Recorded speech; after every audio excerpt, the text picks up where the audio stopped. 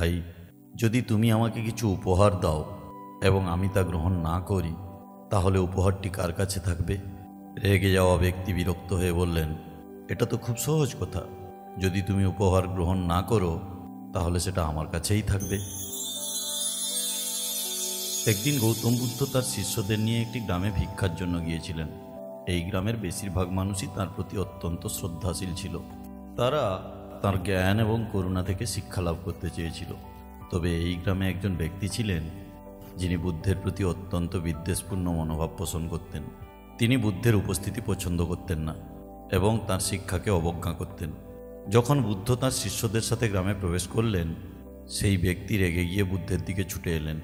তিনি বুদ্ধকে বিভিন্ন কটূক্তি করতে লাগলেন, তাকে অপমান করার চেষ্টা করলেন। তিনি বললেন, তুমি কে? তুমি কিভাবে মানুষকে পথ দেখানোর কথা বলো? তুমি তো নিজেই প্রতারক। বুদ্ধ তার শান্ত ও ধীর স্বভাব বজায় রেখে সেই ব্যক্তির কথা শুনলেন, কিন্তু কোনো প্রতিক্রিয়া দেখালেন না।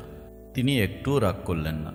ওই ব্যক্তি ক্রমাগত বুদ্ধকে গালাগালি দিতে থাকলেন, কিন্তু বুদ্ধের প্রতিক্রিয়া না দেখে অবাক হলেন। এক পর্যায়ে বুদ্ধ সেই ব্যক্তির দিকে তাকিয়ে খুব শান্তভাবে বললেন, ভাই, যদি তুমি আমাকে কিছু উপহার দাও এবং আমি তা গ্রহণ না করি, তাহলে উপহারটি কার কাছে থাকবে? রেগে যাওয়া ব্যক্তি বিরক্ত হয়ে বললেন, এটা তো খুব সহজ কথা। যদি তুমি উপহার গ্রহণ না করো, তাহলে সেটা আমার কাছেই থাকবে।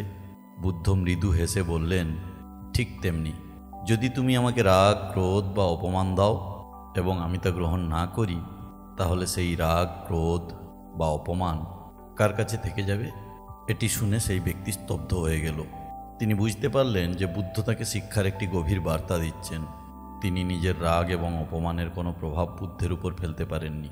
বুদ্ধ তাকে আরও বললেন, অন্যের ক্রোধ, অপমান বা নিন্দাকে গ্রহণ করার প্রয়োজন নেই। যদি তুমি তা গ্রহণ না করো, তবে সেটি তাদের নিজেদের কাছেই ফিরে যাবে।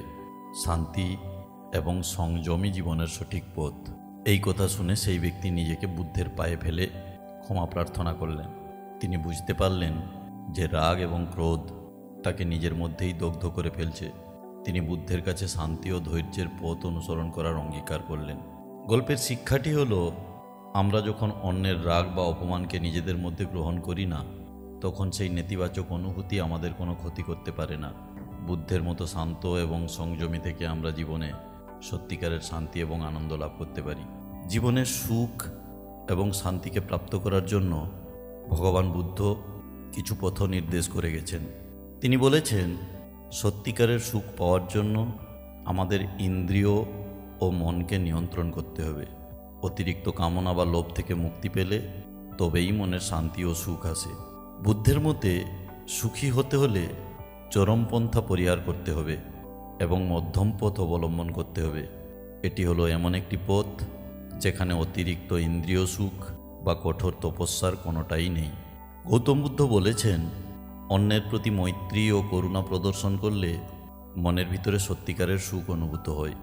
অন্যের কল্যাণ কামনা করা এবং সাহায্য করার মনোভাব আমাদের নিজেদেরও সুখী করে। অহিংসা ও সত্যবাদিতা আমাদের মনে শান্তি আনে, যা সুখের মূল উপাদান। ভগবান বুদ্ধের মতে প্রকৃত সুখ হলো সংসার ধর্ম থেকে মুক্তি লাভ করা। সংসারের সব কিছুই অস্থায়ী, তাই ভগবান বুদ্ধ প্রকৃত সুখের জন্য নির্বাণ বা মুক্তির পথে চলতে বলেছেন। সুখ পেতে হলে আমাদের চিন্তা ও কাজকে বিশুদ্ধ করতে হবে, স্থায়ীভাবে প্রাপ্তি লাভ ঘটবে। ক্ষতিকারক চিন্তা ও অভ্যাস থেকে মুক্তি পেলে আমাদের মন স্থায়ীভাবে সুখ ও শান্তিকে প্রাপ্ত করবে।